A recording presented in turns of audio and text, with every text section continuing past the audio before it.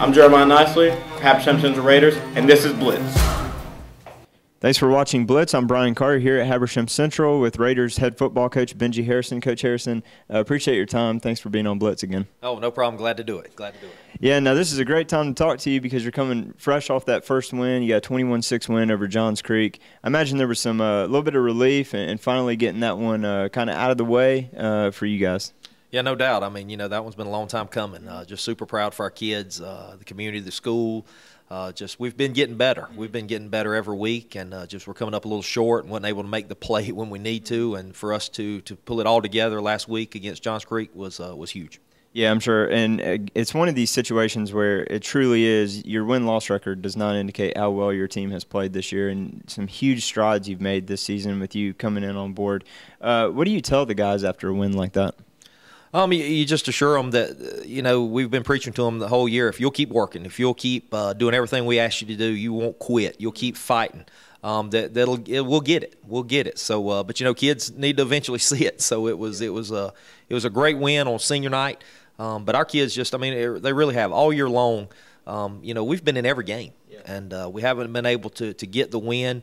But it says a lot about our kids, the fact that each day when we would go back out on Monday after a tough game or something on Friday, our kids are ready to go to work. They were seeing the improvements. They were believing in what we were doing, believing in each other, and they just kept fighting. It says a lot about this group of seniors who's had some tough times, but I say it all the time, they're going to be the class that leaves a great mark on this program that we can build on in the future. Yeah, and you hit the nail on the head. You guys are long overdue for this win because you've been in every single game at some point or another all the way through, and there's so many times where even going into the half it appeared like you guys were going to pull out the win. Was the message any different this time around at halftime, or what is it this time that had the guys kind of willing to hang on there for the end? You know, I don't know if there's one pinpoint thing or not. I think last week was a special week from the get-go. It was senior week, and I think our team – our underclassmen care a lot about those seniors. I think the seniors care a lot about each other. Had a great feeling all week. Just the way they were practicing, they practiced with confidence, you know, and I just had a great feeling before the game. We just talked about playing for each other. We talked about our underclassmen playing for these guys tonight. Each week we try to have a word of the week, so to speak, and last week it was seniors. It was all about them. We wanted it all to be everything we did at practice was doing it for them, and then on Friday nights let's let their last game in Raider Stadium be for them and leave it with a great taste in their mouth, and we couldn't ask for a better ending to Friday night. Oh, absolutely. And now your offense this year has been so much fun to watch. You know, Michael Babers leads the charge, so to speak, with 1,000 yards rushing already and a dozen touchdowns. Passing game has looked pretty good your first year here, which is something we haven't seen here at Habersham in a while. But what can you say about the way the offense has played? Did they meet your expectations this year? I know you guys have put up roughly 23 points a game. It's pretty good. Yeah, we'd like to score more, you know, but it is a process. I mean, everything this year was a process. Obviously, we wanted to have a better record this year than we did, but our kids understand the process. The offense we put in was a process, getting, you know, and it took the coaches, you know, to figure out who did what best. And so our players, though, they called on to it pretty early, and we've been pretty good on offense. I think there's still a lot of room for improvement. There's no doubt that we'll continue to get better offensively, but we've got some guys on the offense that'll make some plays for us. Obviously, everybody talks about Michael.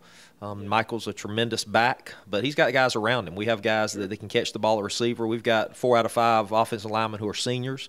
You know, so there's been a lot of guys that's played a lot of football. I think Cole has continued to get better each week and get more comfortable. I mean, that showed last week when we threw the ball, our first throw, I think we threw to Mason, was he changed the play. And so it's just a comfort thing, and I think our guys have getting more comfortable all year. And we've played pretty well, but I think there's a lot more left in this offense. Do you feel like you mentioned that the offensive line, 4 out of 5 that are going to be graduating after these last 2 games, but what are we going to see kind of in terms of is there going to be a significant step down, or what are the guys below them that are going to be coming up next year getting ready? Because the good thing is most of your skill players are going to be back. I know you lose Mason Kinsey, which is huge, but bringing back Babers and Will Banks is going to be key. Yeah, I mean, you know, I think we've got some good young guys, some really good players that will step in. You know, that's the thing about high school is one group graduates and they leave their mark on the program, but then there's another group behind them that are just chomping at the bit to get in there.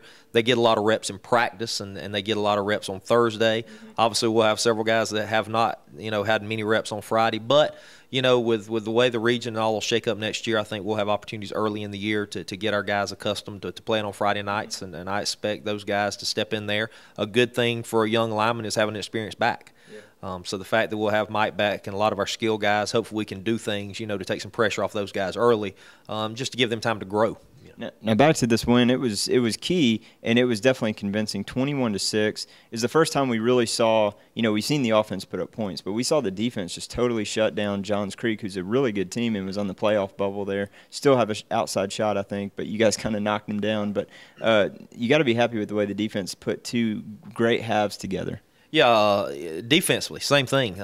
Maybe didn't play as good a defense early as we would have liked. It took us a while, I think, probably to find the right mix and make sure we had our guys all in the best positions to make plays. But, I go back to when Lambert came. Defensively that night we played really well, and it was a night where offensively we couldn't get it going. And then Centennial, we did a lot of good stuff. Let them hit a couple of big plays on us. So for the last several weeks, we've been seeing us getting a lot better on defense. And then, Friday night, defense played as good as you could ask them to play. To first time since 2008 that a Habersham defense has not given up a touchdown. Wow. So our kids defensively come out, and we put them in some bad spots Friday. I think when you look at, if there's one play, and I talk about our kids, there's never, there's always several plays, but there are always a handful of plays that determine where you win or lose if you're in the game. And I think the big ones where we turned it over offensively inside the 5, and our defense came over first play and got a turnover and gave it back to us. There's no doubt that was probably the play in the game that allowed us to win. I'm sure this energy is going to have to carry over into these last two games, and you have a really great shot to grab 2 more wins against. I know you got Chattahoochee in the last one, and then North Forsyth this coming Friday. Talk about what the game plan is to kind of carry that energy over into those last 2 games. Well, I think the key it does. I think when you have to learn how to win. And that's a process. And by finally getting a win, I think and now you see that you can. So I think confidence will be huge going into these last 2 weeks. Game plan for them is we've got to tackle really well on defense. It's a totally different looking offense of what we're going against this week in North Forsyth. They're a run first, run second, and third, and then lull you up and try to get you on the deep ball. So we've got to play extremely physical with what they do. Offensively, the game plan doesn't change much. There's always things that you look at when you scout the team and see if there's some areas that you have an advantage. I feel like we found some that hopefully we can go after a little bit. But, the key for us is a very simple. Football's still a pretty simple game. We have to tackle really well. We have to get a lot of hats around the ball defensively and force some turnovers, which we've been able to do the last few weeks. Offensively, we want to just we've got to win first down. We got to stay on schedule. I tell our kids that all the time. We want to be second and less than 10. We want to stay ahead of the chains and give ourselves opportunity so we are not as predictable.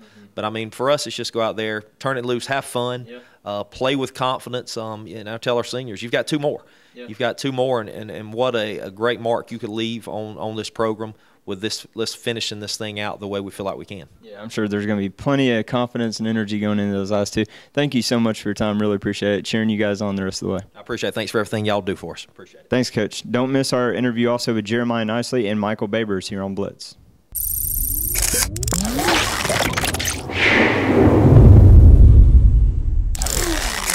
The most versatile cooking device ever. Is it a grill, an oven, or a smoker? Yes, it's the Big Green Egg, and you can get yours now at Bob and Ted's Trophy in Clarksville, an authorized gold certified dealer. The Big Green Egg stands alone as the most versatile barbecue or outdoor cooking product on the market, with more capabilities than all other conventional cookers combined. From appetizers to entrees to desserts, the Big Green Egg will exceed all of your expectations for culinary perfection. Bob and Ted's offers 6 convenient sizes to choose from, and all the egg accessories you'll ever need. Whether novice or expert, come see why the Big Green Egg is the only outdoor cooker you will ever need.